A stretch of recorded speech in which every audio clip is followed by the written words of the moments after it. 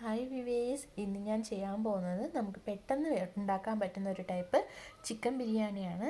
നമുക്കപ്പോൾ അത് എങ്ങനെയാണ് ചെയ്യുന്നതെന്ന് നോക്കാം. ഞാനിപ്പോൾ ഇവിടെ 3 ഗ്ലാസ് ബിരിയാണി റൈസ് എടുത്തിട്ടുണ്ട്. ഇത് നമ്മൾ ചെയ്യുന്നതിന് ഒരു 20 മിനിറ്റ് മുന്നേ വെള്ളത്തിൽ കുതിർക്കാൻ വെച്ചിട്ട് വേണം എടുക്കാനായിട്ട്. നമ്മൾ കുതിർക്കാൻ വെക്കുന്ന ടൈം കൊണ്ട് നമുക്ക് ചിക്കൻ കഴുകി വൃത്തിയാക്കി മാരിനേറ്റ് ചെയ്യാനും നമ്മുടെ സവാള അരിയാനും എല്ലാത്തിനും നമുക്ക് ടൈം കിട്ടും. പിന്നെ ഞാനിവിടെ എടുത്തേക്കുന്നത് 3 മീഡിയം സൈസ് ഒണിയൻ ഇവിടെ കട്ട് ചെയ്തെടുത്തിട്ടുണ്ട്. നിങ്ങൾക്ക് വേണമെങ്കിൽ ചെറിയ ഉള്ളി എടുക്കാം. ഞാനിവിടെ മൊത്തം സവാളയാണ് എടുത്തേക്കുന്നത്. പിന്നെ ഇത് കുറച്ച് മല്ലിയിലയും പുതിനയിലയും കൂടി കഴുകി വൃത്തിയാക്കി എടുത്തേക്കുന്നതാണ്. പിന്നെ ഒരു 4 പച്ചമുളക് എടുത്തിട്ടുണ്ട്. പിന്നെ ഞാൻ ഇതിലേക്ക് എടുത്തേക്കുന്ന കുറച്ച് ജിഞ്ചർ ഗാർലിക്ക് ചതച്ചെടുത്തതാണ്. പിന്നെ ഇതിലേക്ക് ഞാനൊരു 1.5 തക്കാളി എടുത്തിട്ടുണ്ട്. ഞാൻ പിന്നെ എടുത്തിട്ടുള്ളത് കുറച്ച് ചിക്കനാണ്. കഴുകി വൃത്തിയാക്കി എടുത്തതിനാൽ 400 ഗ്രാം ചിക്കൻ എടുത്തിട്ടുണ്ട്. അപ്പോൾ നമുക്കിതൊന്ന് മസാല പുരട്ടി വെക്കാം. ഇതിലേക്ക് ഞാനൊരു 2 ടീസ്പൂൺ നോർമൽ നമ്മൾ പൊടിച്ചു വെച്ചിരിക്കുന്ന മുളക് പൊടി ആഡ് ചെയ്യുകയാണ്. ഇതിലേക്ക് ഞാനൊരു 1/2 സ്പൂൺ കാശ്മീരി ചില്ലി കൂടി ആഡ് ചെയ്യുകയാണ്.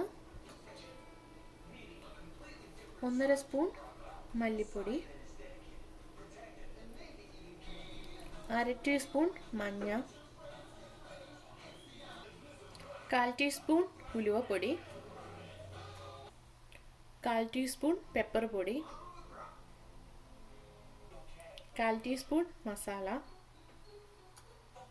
1 ടീസ്പൂൺ ജിഞ്ചർ ഗാർലിക്ക് ചതച്ചത്, 1/2 സ്പൂൺ ഉപ്പൂടെ ആഡ് ചെയ്യാണ്. ഉപ്പ് പാകത്തിന് ആയില്ലാന്നുണ്ടെങ്കിൽ നമുക്ക് പിന്നെ ആഡ് ചെയ്ത് കൊടുക്കാം. നമുക്കിനി ഇതെല്ലാം കൂടി ഒന്ന് മിക്സ് ചെയ്തെടുക്കാം. നിങ്ങൾക്ക് വേണമെങ്കിൽ ഇതിനകത്തോട്ട് ഓയിൽ ആഡ് ചെയ്ത് കൊടുക്കാം. അപ്പോഴത്തേക്കും നമ്മുടെ കയ്യിൽ പിടിക്കത്തില്ല, അത് മസാലയും നമ്മുടെ കയ്യിൽ പെരണ്ട് വരത്തില്ല.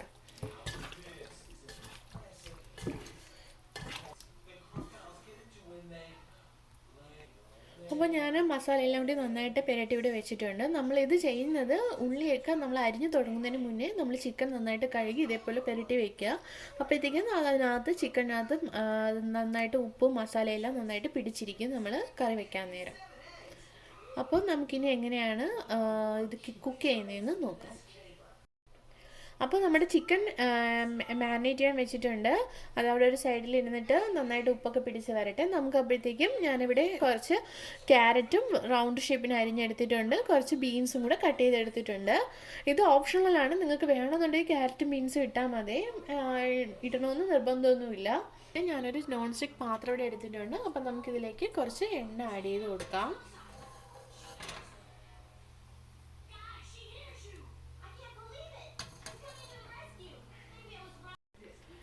അപ്പോൾ നമ്മുടെ എണ്ണ ഒന്ന് ചൂടായിട്ടുണ്ട്. ഞാനിതിലേക്കൊരു 3 സ്റ്റാർ ആഡ് ചെയ്യുകയാണ്. കുറച്ച് ചെറിയ പീസ് ആയതുകൊണ്ട് 3-4 പട്ട,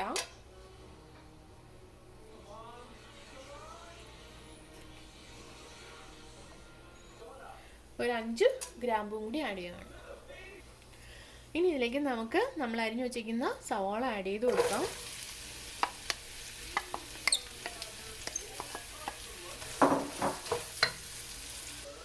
ഇതിലേക്ക് ലേശം ഉപ്പ് ആഡ് ചെയ്ത് കൊടുക്കാം. കുറച്ച് ആഡ് ചെയ്ത് കൊടുത്താൽ മതി. കാരണം നമ്മൾ ചിക്കനിലും കൂടെ ഉപ്പ് ചേർത്താണ് മാരിനേറ്റ് ചെയ്ത് വെച്ചിരിക്കുന്നത്. നമുക്കിനി ഇതൊന്ന് വഴറ്റിയെടുക്കാം. ഇതിലേക്ക് ഞാനൊരു 1/2 ടേബിൾ സ്പൂൺ ഗീ കൂടി ആഡ് ചെയ്ത് കൊടുക്കുകയാണ്. ഉള്ളിയൊക്കെ ഒന്ന് വഴണ്ട് വന്നിട്ടുണ്ട്. നമുക്കിതിലേക്ക് കുറച്ച് ക്യാരറ്റും ബീൻസും കൂടെ കട്ട് ചെയ്ത് വെച്ചേക്കുന്നത് ആഡ് ചെയ്ത് കൊടുക്കാം.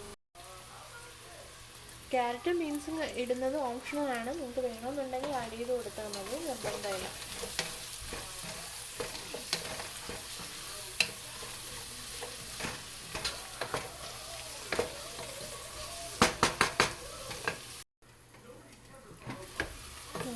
ക്യാരറ്റെല്ലാം ഒന്ന് വഴണ്ട് വന്നിട്ടുണ്ട്. നമുക്ക് ഇതിലേക്ക് കുറച്ച് തക്കാളി ആഡ് ചെയ്ത് കൊടുക്കാം. അരിഞ്ഞ് വെച്ചിരിക്കുന്ന തക്കാളി ഞാനിതിലേക്ക് ആഡ് ചെയ്യാം.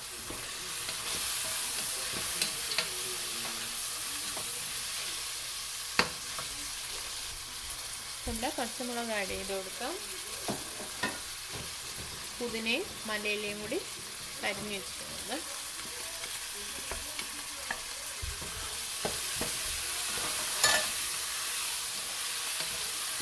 ഒന്ന് ഇളക്കിയിട്ട് ഇതൊന്ന് അടച്ച് വെച്ച് കൊടുക്കാം. നമുക്കപ്പോൾ ഇത് എന്തായെന്ന് നോക്കാം. നമ്മുടെ തക്കാളിയെല്ലാം ഒന്ന് വഴണ്ടിട്ടുണ്ട്. നമുക്കിതിലേക്ക് നമ്മൾ മാരിനേറ്റ് ചെയ്ത് വെച്ചേക്കുന്ന ചിക്കൻ നമുക്ക് ആഡ് ചെയ്ത് കൊടുക്കാം.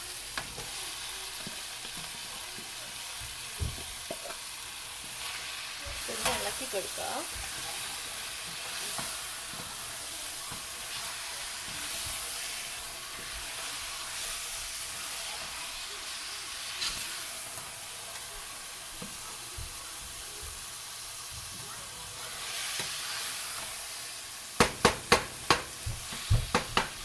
ഒന്ന് ഇളക്കി കൊടുത്തതിന് ശേഷം ഇതൊന്ന് അടച്ചു വെച്ചേക്കുക. നമുക്കപ്പോൾ നമ്മുടെ ചിക്കൻ എന്തായെന്ന് നോക്കാം. അതിൽ നിന്ന് വെള്ളമൊക്കെ ഊറി വരുന്നുണ്ട് ചിക്കനിൽ നിന്ന്. നമ്മളിത് ചിക്കൻ ഇട്ടതിന് ശേഷം ഒരു ലോ ഫ്ലെയിമിൽ ഇട്ട് വേണം ഇതൊന്ന് കുറച്ച് നേരം ഒരു 10 മിനിറ്റ് ഇട്ടേക്കാനായിട്ട്. അല്ലാതെ നമ്മൾ ഹൈ ഫ്ലെയിമിൽ ഇട്ടിട്ട് ഇത് ചെയ്ത് കഴിഞ്ഞാൽ അത് കരിഞ്ഞു പോകാൻ ചാൻസ് ഉണ്ട്. സോ ഒരു 10 മിനിറ്റ് ലോ ഫ്ലെയിമിൽ ഇട്ടതിന് ശേഷം നമുക്ക് അതിനെ ഒന്ന് മീഡിയമിലോട്ട് മാറ്റി കൊടുക്കാം. നമുക്കിത് എന്തായെന്ന് നോക്കാം.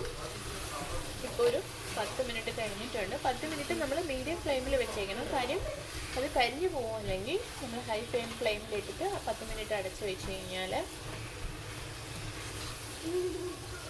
വെള്ളമൊക്കെ ഊറി വരുന്നുണ്ട്. നമുക്കിനി ഇതിൻ്റെ ഉപ്പ് കറക്റ്റാണോ നോക്കിയിട്ട് ഉപ്പും കൂടെ ആഡ് ചെയ്ത് കൊടുക്കാം. ഉപ്പ് കുറവാണ്, ഞാനിതിലേക്ക് കുറച്ചുകൂടെ സോൾട്ട് ആഡ് ചെയ്ത് കൊടുക്കുകയാണ്.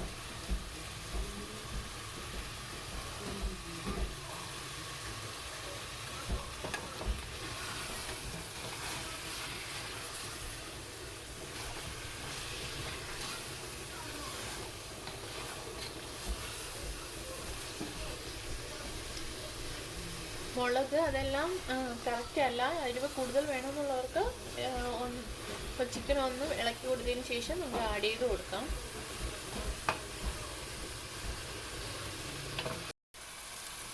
ഞാനിതിലേക്ക് ഒരു 1/2 സ്പൂൺ ഇഞ്ചി കൂടി ആഡ് ചെയ്ത് കൊടുക്കുകയാണ്. ഇഞ്ചി വെളുത്തുള്ളി ചതച്ചത്.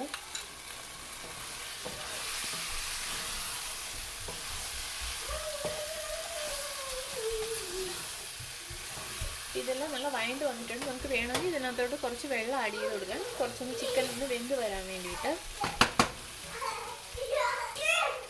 ഞാനപ്പോൾ ഇതിലേക്ക് ഒരു ഗ്ലാസ് ചൂടുവെള്ളം കൂടെ ആഡ് ചെയ്ത് കൊടുക്കുകയാണ് ചിക്കൻ ഒന്ന് വെന്ത് വരാനായിട്ട്. നമ്മൾ മുളക് മല്ലിയെല്ലാം കറക്റ്റ് ആണോ എന്ന് നോക്കിക്കൊള്ളുക. കാര്യം മുളക് നമ്മൾ കുറച്ച് എരിവ് കൂടി നിൽക്കണം ചിക്കൻ കറിക്ക്. കാരണം നമ്മൾ റൈസ് ആഡ് ചെയ്യുമ്പോഴത്തേക്കും എരിവ് കുറയാൻ ചാൻസ് ഉണ്ട്. സോ അതിനനുസരിച്ച് വേണം നമ്മൾ മുളക് ആഡ് ചെയ്ത് കൊടുക്കാനായിട്ട്.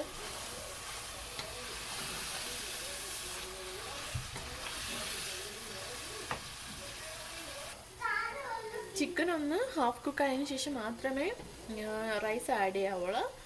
ഒരുപാട് ചിക്കൻ വെന്തും പോകരുത്, പ്രത്യേകം ശ്രദ്ധിക്കുക. നമ്മുടെ ചിക്കൻ ഇപ്പോൾ എന്തായെന്ന് നോക്കാം. ചിക്കൻ ഒരുവിധം ഹാഫ് കുക്ക് ആയിട്ടുണ്ട്. നമുക്ക് ഇതിലേക്ക് റൈസ് ആഡ് ചെയ്ത് കൊടുക്കാം.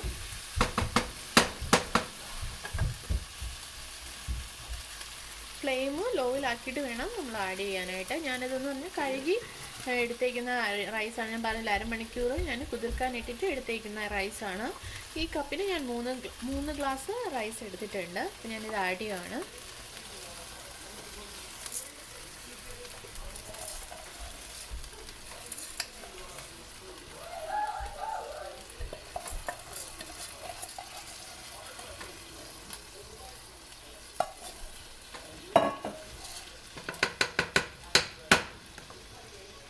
ഇനി ഇതിലേക്ക് 3 ഗ്ലാസ് റൈസാണ് എടുത്തിട്ടുള്ളത്. സോ അതുകൊണ്ട് തന്നെ ഒരു ഗ്ലാസ് റൈസിന് 1.5 കപ്പ് വെള്ളം എന്നുള്ള രീതിയിൽ ആഡ് ചെയ്ത് കൊടുക്കുക.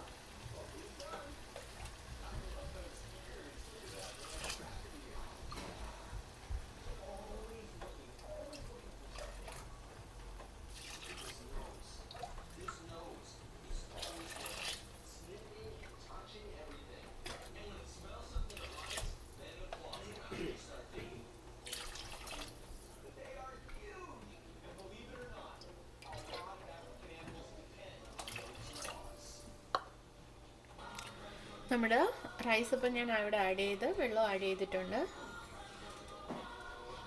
അപ്പോൾ നമുക്കിതൊന്ന് തിളയ്ക്കാൻ വെക്കാം, റൈസ് വേകാനായിട്ട്. അപ്പോൾ ഇതെങ്ങനെയാണ് ചെയ്യേണ്ടതെന്ന് പറഞ്ഞു കഴിഞ്ഞാൽ ഫസ്റ്റ് ഒരു 5 മിനിറ്റ് ഹൈ ഫ്ലെയിമിലും, പിന്നെ അത് കഴിഞ്ഞിട്ട് ഒരു 20 മിനിറ്റ് ലോ ഫ്ലെയിമിലും വെച്ചിട്ട് വേണം നമ്മൾ വേവിച്ചെടുക്കാനായിട്ട്. കാര്യം അതിൻ്റെ വെള്ളം കംപ്ലീറ്റ് ആയിട്ട് പോകണം ലാസ്റ്റ്. അപ്പോഴത്തേക്കും ഞാനിപ്പോൾ ഇത് ഒരു ഹൈ ഫ്ലെയിമിൽ വെച്ചിരിക്കുകയാണ്. 5 മിനിറ്റ് വെച്ചതിന് ശേഷം നമുക്കത് ലോ ഫ്ലെയിമിലോട്ട് മാറ്റി കൊടുക്കാം. നമ്മൾ പിന്നെ ഇത് കുക്ക് ചെയ്യാൻ നേരം ഒരു കാര്യം ശ്രദ്ധിക്കുക, ഇതിൻ്റെ അകത്തുള്ള ആവി പുറത്ത് പോകാതെ നോക്കണം. ആ രീതിക്ക് വേണം നമ്മൾ അടയ്ക്കാനായിട്ട് പാത്രം. അപ്പോഴത്തേക്കും ഇതിപ്പോൾ നന്ന് ടൈറ്റായിട്ട് ഇരിക്കുന്നതാണെങ്കിൽ നമ്മൾ അടപ്പ് ചെയ്ത് ഇങ്ങനെ തന്നെ വെച്ചിരുന്നാൽ മതി. അല്ലാന്നുണ്ടെങ്കിൽ അതിൻ്റെ സ്റ്റീം വെളിയിൽ പോകുന്നുണ്ടെങ്കിൽ നമ്മളൊരു അലുമിനിയം ഫോയിൽ വെച്ചിട്ട് കംപ്ലീറ്റ് ആയിട്ട് കവർ ചെയ്തിട്ട് വേണം ഇത് വേവിക്കാനായിട്ട്. ഇപ്പോൾ ഒരു 5 മിനിറ്റ്സ് ആയിട്ടുണ്ട്, കണ്ടോ, അതിനകത്തുനിന്ന് വെള്ളമെല്ലാം തിളച്ചിങ്ങനെ വരുന്നുണ്ട്. സോ നമുക്കിനി ഇത് ഒരു ലോ ഫ്ലെയിമിലോട്ട് മാറ്റി കൊടുക്കാം.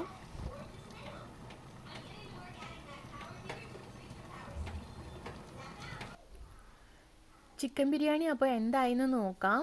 നന്നായിട്ട് വെന്തിട്ടുണ്ടെന്ന് തോന്നുന്നു. കണ്ടോ, നന്നായിട്ട് വെന്ത് വന്നിട്ടുണ്ട്. നല്ല ആവിയൊക്കെ പറക്കുന്നുണ്ട്. വെള്ളമൊക്കെ നന്നായിട്ട് വറ്റിയിട്ടുണ്ട് അതിൽ നിന്ന്. ഞാനിതൊന്ന് സ്പൂണിട്ട് നോക്കാം, അതിനകത്ത് വെള്ളമെല്ലാം പോയിട്ടുണ്ടോ എന്ന് അകത്തോട്ട്. ഓക്കെ, കണ്ടോ, നന്നായിട്ട് വന്നിട്ടുണ്ട് അതിൻ്റെ റൈസൊക്കെ.